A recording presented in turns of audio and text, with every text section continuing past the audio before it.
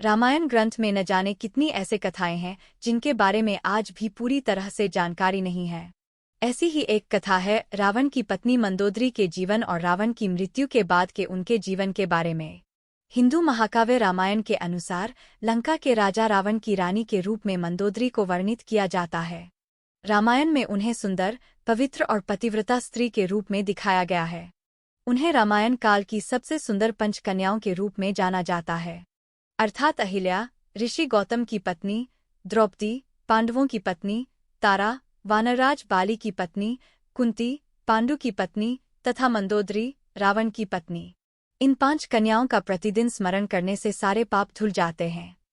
ये 5 स्त्रियां विवाहिता होने पर भी कन्याओं के समान ही पवित्र मानी गई है और मान्यता है कि उनके नाम से कई बाधाएं दूर होती हैं। आइए जानें रावण की मृत्यु के बाद मंदोदरी के जीवन के बारे में, कुछ प्रचलित कथाओं के बारे में। तो क्या हुआ जब रावण की मृत्यु हो गई थी? रावण की मृत्यु के बाद उनकी पत्नी मंदोदरी का क्या हुआ? मंदोदरी कौन थी और रावण की मृत्यु के बाद मंदोदरी ने किस की थी शादी? मंदोदरी ने दूसरी शादी की थी या वह सती हो गई थी? तो दोस्तों बने रहे पूरी वीडियो में और देखें कि मंदोदरी का क्या हुआ, उन्होंने किस की थी शादी और रामायण में मंदोदरी को किस किरदार में देखा गया। रामायण में मंदोदरी की पहचान लंकापति रावण की पत्नी के तौर पर बताई गई है।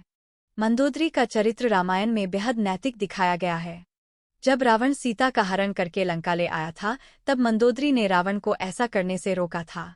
मंदोदरी ने रावण को समझाया था कि इस तरह पराई स्त्री को अपहरण करके लाना अपराध है, लेकिन रावण नहीं माना और श्रीराम के हाथों उसकी मृत्यु हो गई।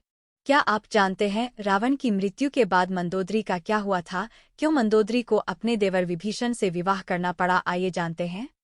एक कथा के अनुसार लंका में 2 ही लोग थे जो सीता हरण के खिलाफ थे, एक मंदोदरी और दूसरे विभीषण।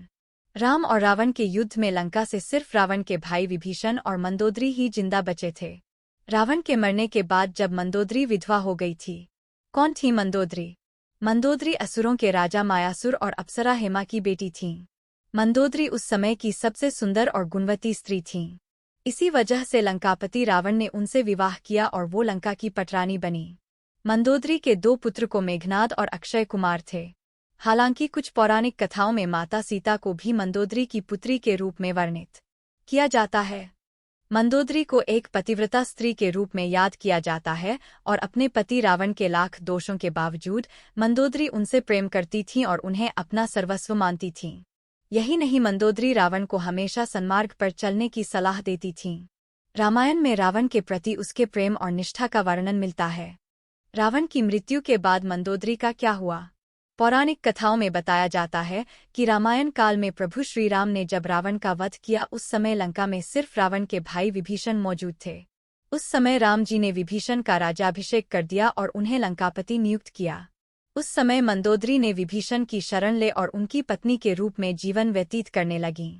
हालांकि रामायण में इस बात का कहीं बहुत ज्यादा जिक्र नहीं है और कुछ लोगों का मानना यह भी है कि रावण की मृत्यु के बाद मंदोदरी ने मृत्यु को चुना और वो सती हो गईं। रावण की मृत्यु के बाद मंदोदरी के जीवन से जुड़े अन्य तथ्य। एक पौराणिक कथा में इस बात का जिक्र मिलता है कि रावण की मृत्यु के बाद राम ने मंदोदरी को सांत्वना दी और उन्हें रानी और उनके पति की विधवा के रूप में उनके कर्तव्यों की याद दिलाई। इसके साथ ही उन्होंने लंका के नए राजा की पटरानी बनने की सलाह भी दी, लेकिन मंदोदरी ने विधवा का जीवन ही स्वीकार किया और आध्यात्म में डूब गईं। मंदोदरी ने अपना आगे का जीवन धार्मिक प्रथाओं के लिए समर्पित कर दिया। हालांकि इसका भी कोई ठोस प्रमाण नहीं मिलता है और यह इस तथ्य पर आधारित है कि मंदोदरी एक धर्मपरायण स्त्री थीं और शायद इसी वजह से रावण की मृत्यु के बाद उन्होंने ऐसे ही जीवन को अपनाया होगा। मंदोदरी के बारे में कुछ रोचक तथ्य। मंदोदरी हेमा नाम की अप्सरा की बेटी थी। एक बार देवराज इंद्र की सभा में ऋषि कश्यप के पुत्र माया की दृष्टि हेमा पर गई और वह उस पर मोहित हो गए। माया ने हेमा के सामने शादी का प्रस्ताव रखा। शादी के बाद हेमा ने मायासुर की बेटी को जन्म दिया जिसका नाम मथुरा रखा गया। अप्सरा की पुत्री होने के कारण मथुरा अत्यंत सुंदर और आकर्षक थी। जब मंदोदरी का विवाह हुआ तो उसके पिता मयासुर ने योग्य वर की खोज शुरू की, लेकिन उसे अपनी सुंदर पुत्री के योग्य कोई वर नहीं मिला। मयासुर ने मंदोदरी को रावण से मिलवाया। जैसे ही रावण की दृष्टि मंदोदरी पर गई, वह मोहित हो गया और उसने जल्दी से विवाह के लिए प्रस्ताव रखा। रावण ने मंदोदरी को वचन दिया कि हमेशा केवल मंदोदरी ही उसकी पत्नी और लंका की रानी होंगी। विवाह के बाद मंदोदरी को उपहार के रूप में मायासुर ने रावण को सोने की लंका दी। एक कहानी यह भी है कि रावण की मृत्यु एक विशेष बाण से हुई थी और इस बाण की सूचना मंदोदरी ने ही हनुमान को दी थी।